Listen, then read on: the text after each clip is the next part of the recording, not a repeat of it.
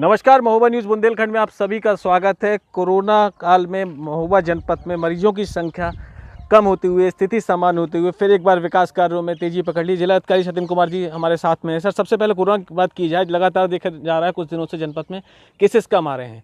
इस पर आज की जो रिपोर्ट रही है वो सर किस तरह की रही? देखिए, आज जो हमारे यहाँ 1300 से 1500 डेली टेस्टिंग होती है, उसमें केवल 5 और नए पॉजिटिव केसेस आए हैं। लेकिन हम सब लोगों को लगातार सतर्कता बरतते रहना है। इसमें हम लोगों को किसी प्रकार से कोताही नहीं करनी है। जो लॉकडाउन लागू हुआ है उसका सही तरीके से पालन आगे भी लोग करते रहें, ये हमारे लिए बहुत ज़रूरी है।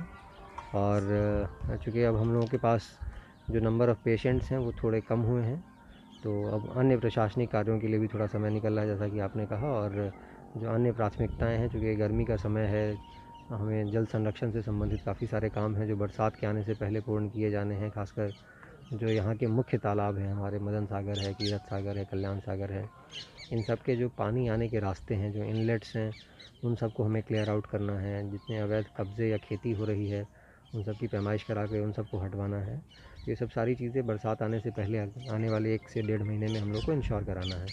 और इसी की शुरुआत जो है वो यहाँ पे पूरी राजस्व की टीम है हमारे साथ में, एसडीएम साहब भी हैं, हम लोग मिलके अभी इसकी हम लोग तैयारी कर रहे हैं कि आने वाले 1-1.5 महीने में जितने भी इस तरह के अतिक्रमण या आने जाने के जो पानी के रास्ते हैं, जहाँ पे भी बाधा होगी, उन सबको दूर करते हुए इस बार सुनिश्चित ये कराया जाएगा कि सारे तालाब हमारे जो हैं वो पूरी तरीके से भर पाएँ। जो बरसात का पानी है और जो अन्य उर्मिल सलारपुर होते हुए जो यहाँ पे पानी आता है, वो दोनों ही तरह के पानी यहाँ पर सभी तालाबों तक पहुँच पाएँ, ताकि जिसका ओरिजिनल स्वरूप है हमारे तीनों तालाब का, वो वापस आ पाए। सर, वैक्सीनेशन को लेकर लगातार अब देखा जा रहा है कि लोग जागरूक भी हो रहे हैं और जनपद और शहरी क्षेत्रों में भी लोगों को जागरूक किया जा रहा है। फिर भी एक बार आपसे मतलब लोगों को जो पहले की स्थिति थी उससे कुछ बेहतर हुआ है कुछ? जी, अभी लगातार आप सब लोगों के माध्यम से जो लोगों को अपील की गई है, उससे स्थिति में काफ़ी सुधार हुआ है। जो हम लोगों के वैक्सीनेशन 400-500 प्रतिदिन हो पा रहा था, अब बढ़ के वो 1200-1500 वैक्सीनेशन पर डे हो रहा है।